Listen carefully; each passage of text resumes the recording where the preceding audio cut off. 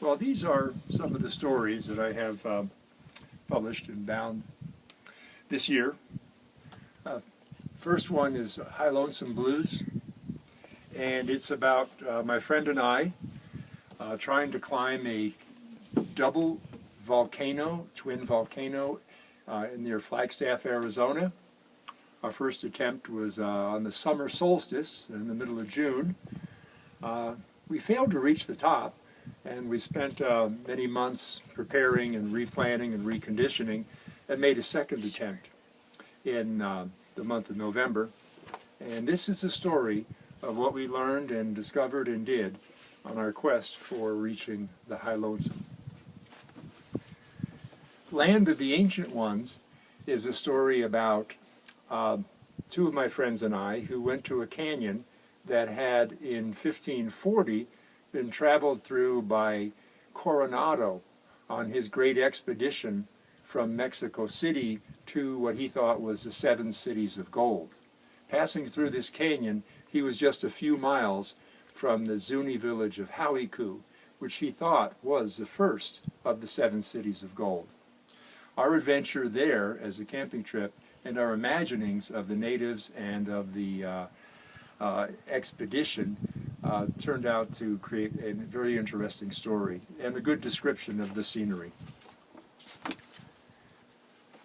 Summer Wind, Facing a Mega Wildfire, is a recount of the 2011 Wallow Fire, which devastated 850 square miles of prime forest, similar land to where we are here now, in Arizona, and caused evacuation of numerous towns and a major national effort from all across the country to get enough forces together to actually stop this fire and prevent it from reaching our two towns.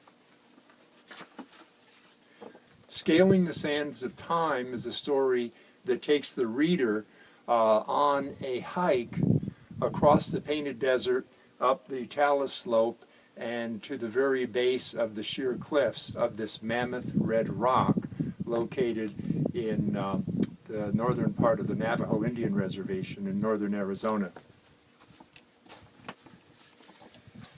Blackout on the Res is a story of an electrical blackout that affected a number of towns in northern Arizona on the Navajo Reservation. And I was there at the time, and along with several hundred tourists, many from out of the state and out of the country, along with the thousands of Navajo people who lived in and around these communities. And it's a story of how the blackout changed everyone's life for a good number of hours, and some of the interesting events and people that I encountered during the time that the power was out. Storm Out of Nowhere is a story of the 9/11 terrorist attacks from September of 2001, and it recounts the events as they took place that day, which I recalled that evening on paper, and put the story together just within the last few months.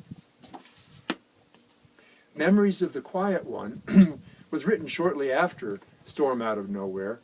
That November 2001, George Harrison passed away, and he had an interesting contribution to the Fab Four, the Beatles, and their musical career. And in this story, I recall some of their history and a lot about what I thought was George Harrison's particular contribution and unique lessons perhaps to us all about our own creativity. Millennial Musings, Orion's Moon, 1999. This was written on the winter solstice of the year 1999, just a few days before the turn of the century or the turn of the year to the year 2000. And the impending computer bug, which many people thought would affect air traffic and finances worldwide. And a friend of mine and I went out into the desert and watched the rare full hunter's moon, which was to be the brightest moon in a lifetime due to some astronomical coincidences. And we mused about the past history and about the upcoming 21st century.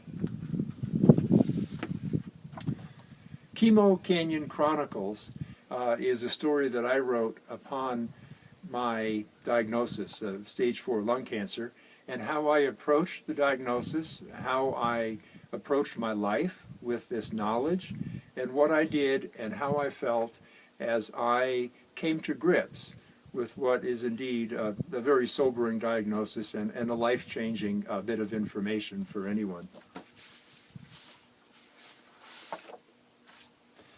This volume here contains a collection of all the stories put into one volume.